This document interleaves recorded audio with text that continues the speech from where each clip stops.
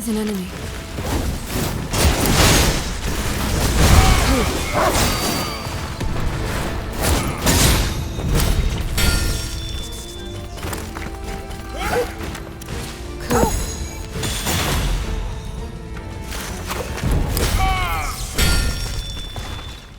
Beast of Reincarnation gets the most important things right for an action RPG: the combat and the core gameplay loop. The combat system feels great, and there's a good amount of depth with not one but two characters to control. Parrying is extremely satisfying, and there's a massive skill tree with deep customization for both you and your partner Ku. It's by far the most ambitious title Game Freak has ever made, but some technical issues, a major lack of variety, and a frustrating camera keep it from reaching truly elite status. Beast of Reincarnation is set in a post-apocalyptic Japan in the year 4026. A mysterious crisis has caused the Blight to overtake all manner of living creatures, which are known as malefacts. You play as Emma, a purifier with the unique ability to absorb the Blight into her body. Because of this, what's left of humanity shuns her and calls her a blight-stained, forcing her to live alone in the wilderness. How may I serve? Malefacts have been sighted. 2 pale malefacts. Soon they will begin to devour the innocent and spread the blight. I see. They are holed up deep in the forest, a blighted zone no one else can tread. Emma, you are the sealer. Dispose of the malefacts. Seal them away within you. After I eat. Your appetite will surely be sated once you've absorbed the tainted flesh of those horrid creatures. You truly are no more than they are. No more than a malefact. You were born blight-stained, reared in a tainted cradle. The blight in your breast ate your heart away long ago.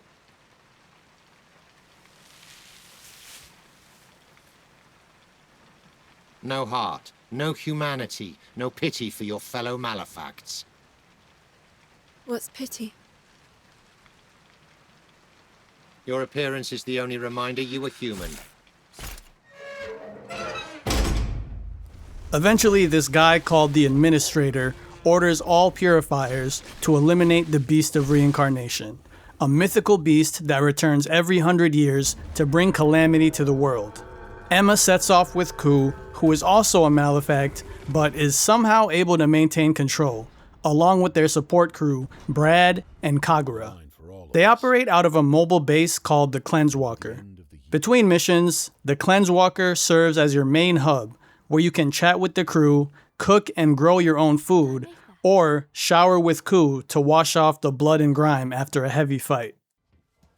Your ultimate goal is to reach the capital, but along the way, you're tasked with taking down these giant boss creatures, known as the Nushi, in order to cleanse their respective lands. Now, some people may disagree, but I think the story is actually one of this game's strong points. It's definitely memorable, grounded by the relationship between Emma and Ku. And to be honest, it's far better than what we usually get from action games. Yes, the dialogue can feel a little bit stiff, but once the world building kicks in, it offers a fascinating look at how this world came to be. They say the zone here contains 3 important structures, and that they're all connected. Perhaps those pilgrims travel between them. Tell me about the Nushi. I still haven't pinpointed its exact location. It seems near, though.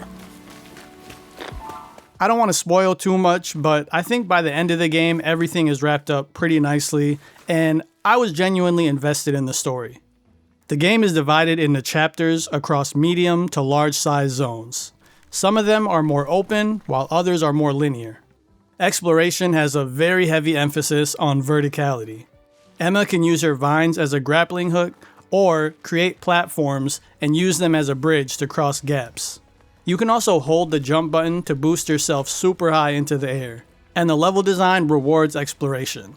I climbed to the very top of a level just to see if I could make it, and not only could I make it, but the developers actually put some hidden loot up there.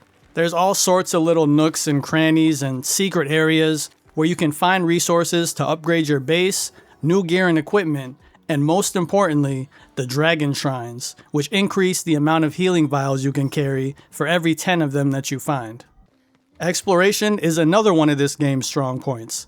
I definitely preferred the more open levels, and some levels were definitely better than others, but I had a good time just exploring as much as I could and finding as many Dragon Shrines as possible.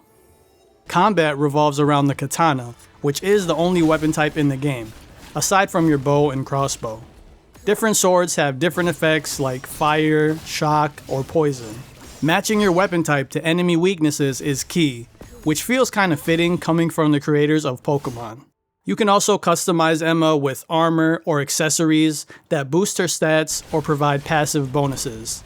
Unfortunately, the armor isn't actually visible, so you're kind of stuck with the same outfit for the entire game. I know that was a question a lot of people had. Ku also has a wide range of customization.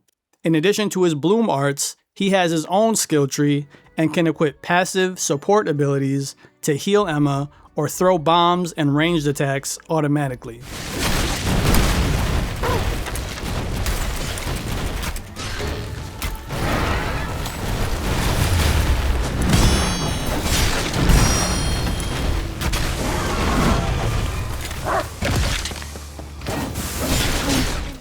This dynamic between Emma and Ku during combat is where the game truly shines. Emma uses her blade arts and finishers, which are powered by the entanglement gauge at the bottom. You can build this up by dealing damage, parrying, or landing perfect dodges. Ku uses his bloom arts to slow down time and cast spells, which cost FP that you earn every time you land a parry. This creates a really good back and forth synergy between them. Parry as Emma to build FP, spend that FP on Ku's abilities, then follow up with a massive finisher from Emma. Emma can also slow down time and unleash a flurry of light attacks, which uses the same gauge. It's perfect for faster enemies or to apply status effects on bosses. In terms of difficulty, I think it sits in a nice sweet spot. It's definitely not a complete cakewalk. I'd say it's about on par with Stellar Blade, but nowhere near as punishing as Sekiro. It is on the easier side overall though. There are difficulty options, so if you're really struggling, you can just lower the difficulty, or you can increase it if you're looking for more of a challenge. Progression relies on resting at campfires, where you can do your usual things like leveling up your attributes and unlocking new skills in the skill tree. Most skills are just passive stat bumps, but there are a few new abilities you can unlock here and there. The majority of your new abilities are going to come from defeating bosses though. By the end of my 30-hour playthrough, with all the new abilities I'd unlocked, enemies that I was struggling with early on were much easier. I did consider increasing the difficulty to hard later on, but I decided to just stick with the default, and the bosses were still challenging on normal. Now here's where we get to the negatives. First off, this is very much a AA game, and that definitely shows in some areas. Enemy variety is severely lacking. You have your robotic golem enemies, and then you have the Malefacts, which are these weird, mutated animals. There are a few variations of each, like the golems have the archers and the swordsmen, and then they also have these elite enemies, which are a little bit harder. But overall, I'd say there's about 10 to 12 different enemy types, and that's it for the entire 30-hour campaign. And the enemy design isn't very interesting either, so by the end of the game, it does feel kind of repetitive. And there's other things that are frustrating as well.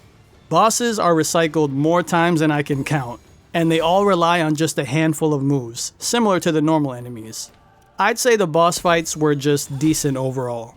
My number one issue with the game though is by far the camera.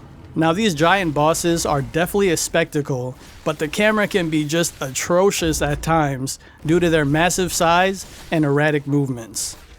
What makes matters worse is there are 0 FOV sliders or camera settings to tweak so you can zoom out and get a better view. Visually, the game does look good. The art direction relies heavily on greenery, plants, and natural environments. My issue though is that the biomes don't change very much until very late into the game, so the levels all sort of start to blend together. I think the best games have memorable levels, each with their own distinct look and feel. And I can't really say that's the case here. Most of the levels are just different variations of a forest. And while the soundtrack has some great individual tracks, there just simply aren't enough of them, which leads to the same few songs repeating across multiple chapters. And there are no memorable boss themes either. Performance also does have some issues. I played on PC, and with my 4070 Ti and 9850X 3D, I was getting occasional frame rate dips seemingly out of nowhere, and a visual bug here and there. I was getting about 70 to 80 FPS on average at 4K with DLSS performance. That's 1080p internal resolution. And like I said, I was occasionally dipping down to 60 FPS or even lower a few times. And I was not playing at max settings. I had to play at a mix of medium and high just to get it to run at a decent frame rate, with ray tracing off. Although, to be fair, I didn't really notice much of a difference with ray tracing on or off. Now, I did not play on console, but I've heard there are some performance issues there as well, so keep that in mind. The game also fails to properly explain some of its core systems. I didn't know what the Cleansewalker upgrades did until very late into the game, which, if you're wondering, it unlocks more items for you to research at the camp. And I still have not been able to find a description of what all the different status effects actually do. There is a list of tutorials at the campfire, but both of these things are missing, among others. Now, when this game was first revealed, the parrying system drew obvious comparisons to Sekiro: Shadows Die Twice, which I absolutely love. After playing it though, this actually reminded me a lot more of Stellar Blade. And it's not just the combat. It's the story, it's the soundtrack, the characters, and even some of the camera angles they use during cutscenes. Stellar Blade was the one game that kept coming to mind. But I do think Game Freak has done enough to distinguish itself from those games. There's the companion system with Ku, with not one, but two characters to control, the hybrid real-time turn-based combat system, and I think this game offers a stronger narrative overall. Despite all of its flaws, I did enjoy my time with it. It's definitely not perfect, but my 30 hours with the game flew by, which is usually a good sign. If you're willing to look past a little bit of jankiness, repetitive enemies, and a camera that can be very frustrating at times, there is a decent action game here. I think if you've really been looking forward to it, the combat and the story are enough to justify picking it up.